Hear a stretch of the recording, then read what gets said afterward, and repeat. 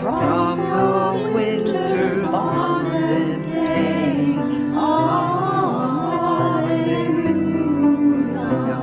Green leaf and flower and spray. Hallelujah.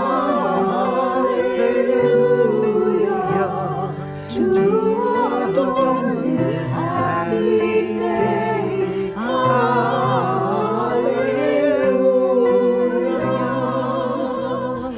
Once again the word comes true. Hallelujah. All the earth shall be made new. Hallelujah. Now the dark cold days are o'er. Hallelujah. Spring and gladness are before. Hallelujah.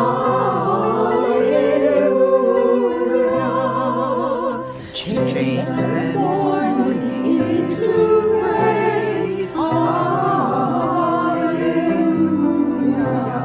And for churches and the praise. Hallelujah. Our spirits soar and sing. Hallelujah. Our hearts leap with the spring. Hallelujah.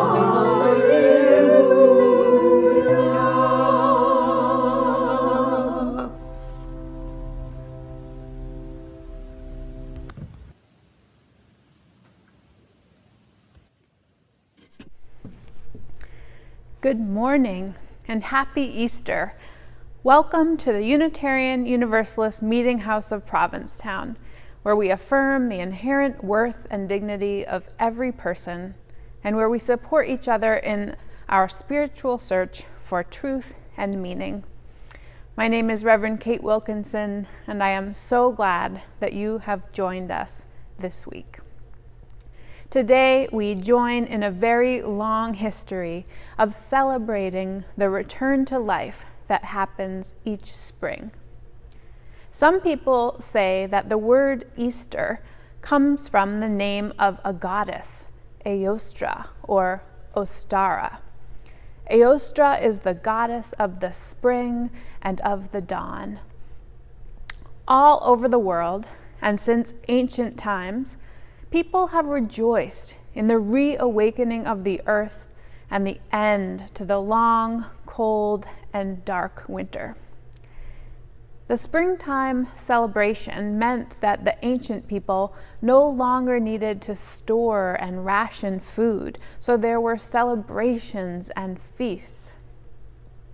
The Christian church grafted their own stories onto these ancient rituals. The story of Jesus' death and resurrection are told at this time of year, a celebration of a faith and teachings that live on even after death.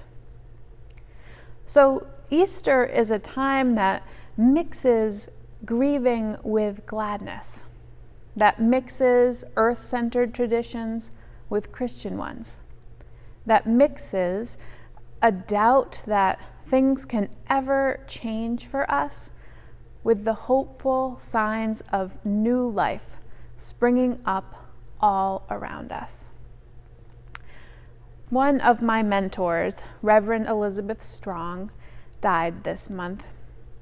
I am missing her this morning. But I am also so grateful for her and for the memory of her, which lives on in so many of us who loved her. These are her words for Easter morning. Out of the earth rises light, rises life, rises spring. May we join with the miracle that is springtime and enter into life with lightness and joy. Out of the Spirit rises faith, rises hope, rises love, may we join with the miracle that is Easter time and enter into life with hope and love. Let us resurrect with spring. Let us resurrect with the Spirit and enter into renewed life as we gather into our time of worship together this Easter morning. And now, as I light our chalice here in the sanctuary at the Meeting House, I invite you to light a candle wherever you are. In that way, we can feel together even while we are apart.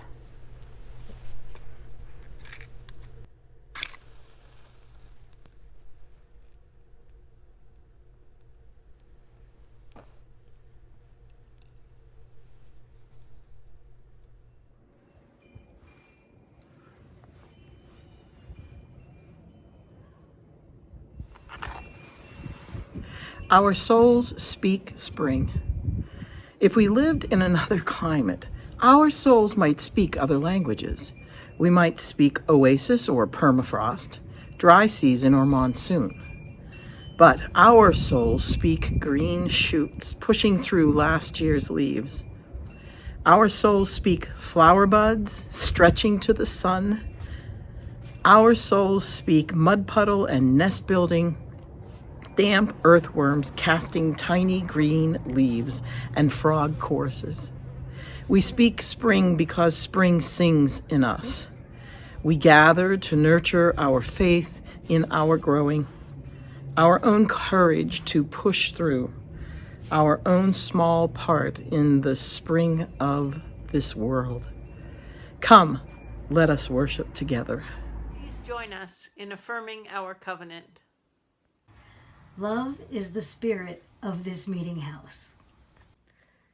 This is our great covenant. To dwell together in peace. To seek the truth in love. And help one another. Easter Meditation by Samuel A. Trumbore. Eternal Spirit, we witness green growth throwing out tiny tendrils seeking support. Thin twigs reaching for the bright golden sun. New tubers seeking water in dark sandy soil. Be in and amongst us this Easter morning. We gather this morning to celebrate the triumph of life over death.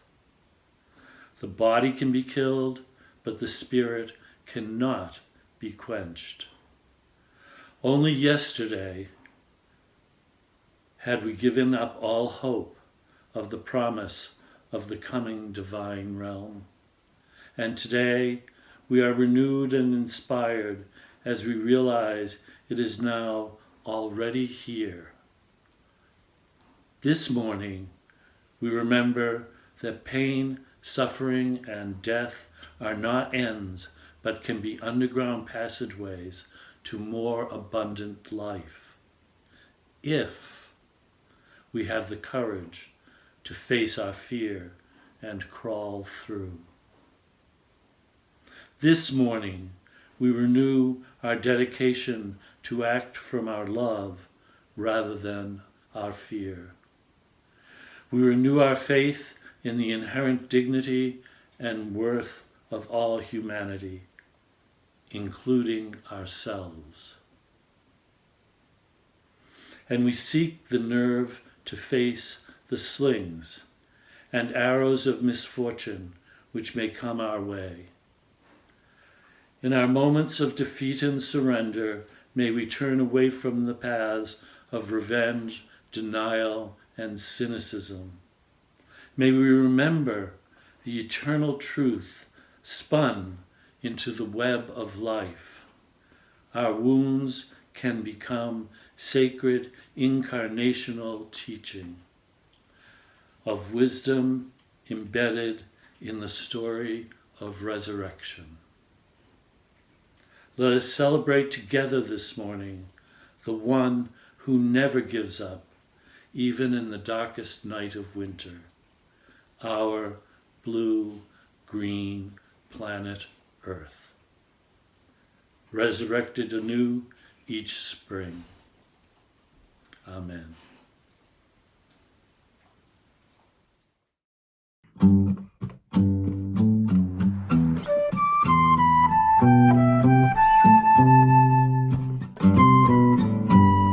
This old world may be sleeping, but we have been dreaming of a brighter day. Some of us keeping our minds on the reason.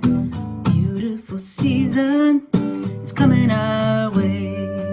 Today could be the day. Hey, little flower, you got the power to push through green blankets. You're ready to grow. Hey there, sweet bluebird, tell me what you heard. I want to sing that great song that you know. Wake from your slumber and try to remember a time when we all were together as one. A new day is coming, yes, there will be sunshine.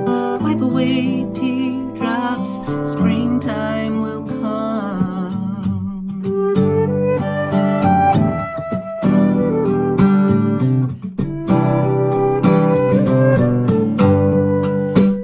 It's been so lonely, but that was only our chance to realize the love that we need. Come, take my hand now, let's make a plan how to stay wide awake. Let's fly you and me away.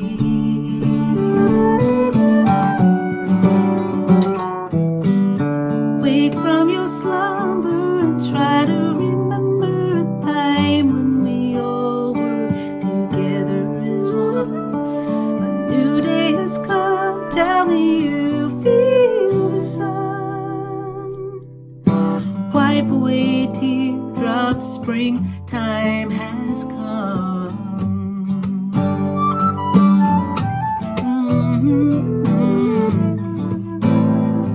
I'm wide awake now.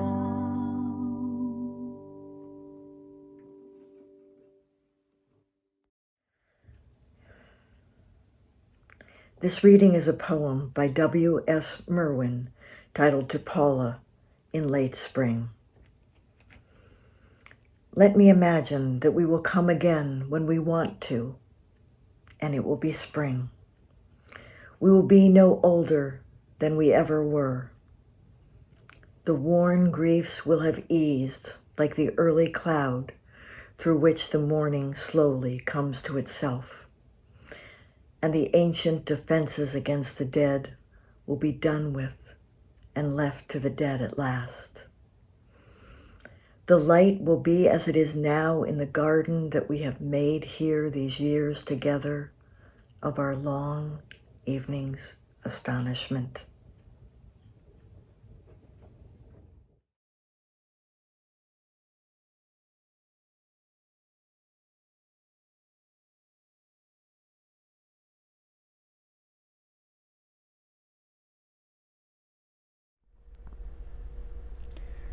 When I was a little girl, Easter was such a joyous holiday.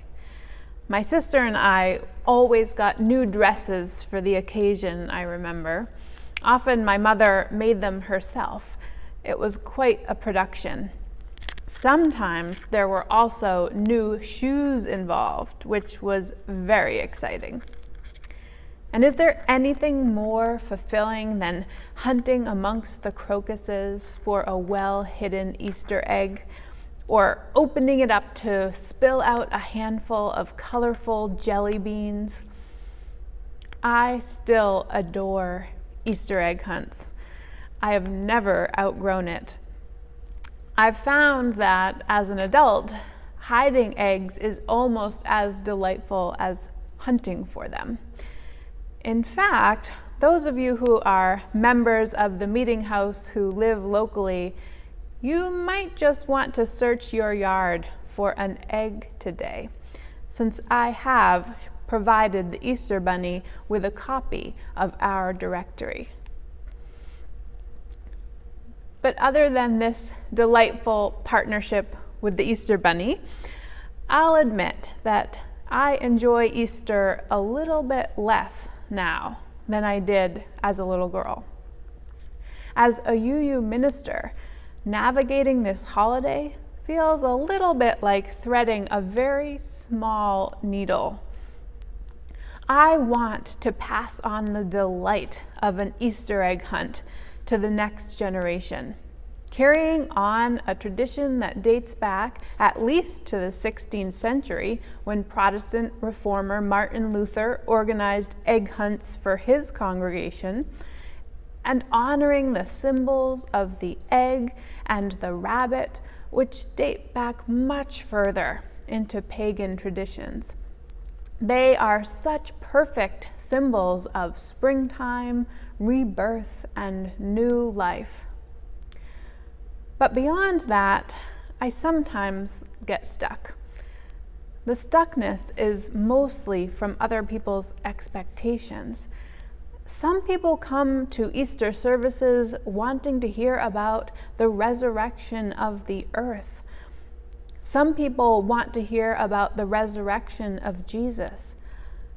Easter has become a shared holiday between the two traditions, pagan and Christian. And so we must tell both stories. But without too much frivolity, though, and without too much Jesus. Did a miracle occur? Reverend Rob Hardees was asked when he was serving as minister of All Souls Unitarian Church in Washington, D.C. As I see it, he answered, my job on Easter Sunday is not to convince you that a resurrection happened, but to remind you that it happens. The way I look at it, he said, each and every one of us in this room this morning is proof positive of the resurrection.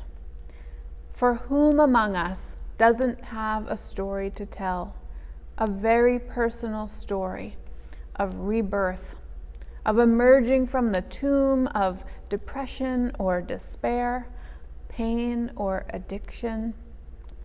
Who among us can't point to a time in our lives when all seemed lost, and then suddenly hope returned? You are witness to your own resurrections, he said. What other proof do you need? In an article in the UU World magazine called Wrestling with Easter, Doug Mooter writes that he wishes for a secular story to go along with the religious themes of Easter. Kind of like It's a Wonderful Life or A Christmas Carol for the springtime season. Picture a woman who had a good life some while ago, but that life is over, he says. There were people in her old life, but they are gone now, and they aren't coming back. That life provided her with an identity, with roles and responsibilities, a sense of mission and purpose. All that has dried up and blown away. Since then, she has been running a gauntlet of survival. She has watched other people give up, people who were just as good, as wise, as talented, as deserving. And each time she has thought, maybe I should give up too. Maybe I'm just being stubborn, clinging to my small spark of life like a seed in the frozen ground. The story would center, Doug says, on how one year the spring got to her, the lengthening days, the sprouting plants, and yes, Easter with all its traditions, both secular and religious. the plot would build through Lent and Palm Sunday and Good Friday and all come together Easter morning with the realization that it was time to declare her own small victory over death and begin a new life. Imagine if a story like that caught on, he says, like the story of Scrooge. Every year, when you heard it, you'd be reminded to watch for people who might be recommitting to life in this season of new beginnings, to see what roles they still have open and think about whether you can fill them. Once a year, you'd be invited to consider whether you might be the protagonist. Maybe you are the one who has been dead too long and needs to live again. Maybe it is time to be done mourning for the life you used to have. Maybe it is time to stop waiting for some perfect opportunity that never comes. Every year, you would be invited to consider whether it is time for you to sprout where you are planted, to stop looking at the people around you as some random collection of survivors and ask if they might be the community that you need. Maybe the thing you find yourself doing is what you're supposed to be doing. If you stop holding back from it, it could be a new mission, a new purpose, a new identity. Maybe this year you are the person who can and who should and who needs to declare victory over death. Doug is searching for a new Easter story. If he asked me, I could give him 100 of them. When I look out at all of you on Easter morning, which is a little bit harder to do now that we're worshiping online, but when I imagine all of you who are watching, I have no problem believing in resurrections. I am not searching for a new story because I have been blessed to learn your stories, your miraculous stories. You who were told you were going to die of AIDS and lived. You who lost a son and kept on loving. You who courageously claimed a gender that fit your soul better and created a new life for yourself. You whose partner died and who is reawakening to love. You who touched rock bottom with your drinking and found a new life in sobriety.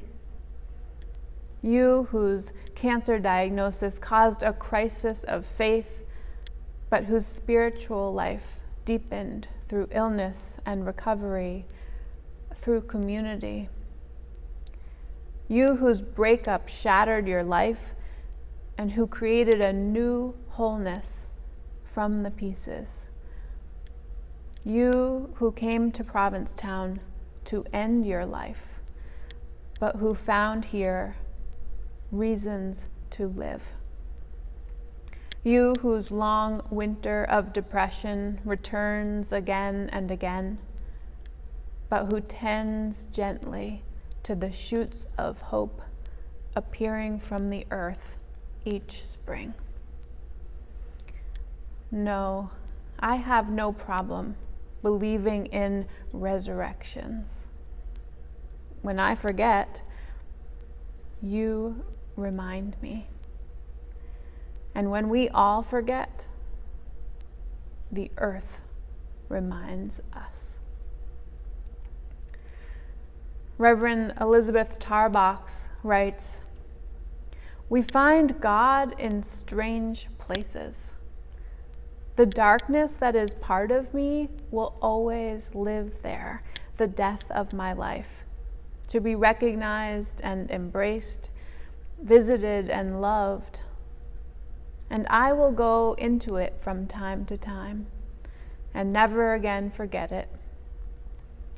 But the resurrection is for the living, and I can choose life. The bloom of crocuses in the first light of Easter morning, perfectly shaped like teardrops in royal robes of purple and gold. The hint of red that heralds the tender buds of the maple leaves, too new to be green. The sunlight slanting over the pre-dawn garden, making raindrops into diamonds on the trees, dancing like silver fire on the restless surface of the water where the ducks paddle and wag their tails back and forth. May you find God in the darkness of the tomb and in the breath of the garden, she says.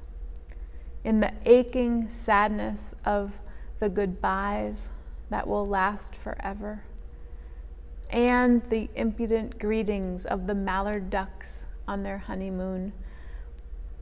May God bless you in the loneliness of your Good Fridays and in the togetherness of your Easter Sundays. May this community of love stand with you in the night, she says, and dance with you in the dawn. I worry an awful lot about how to word it each year, how to get the balance just right. But really, there is room for all of Easter when I open my heart wide enough.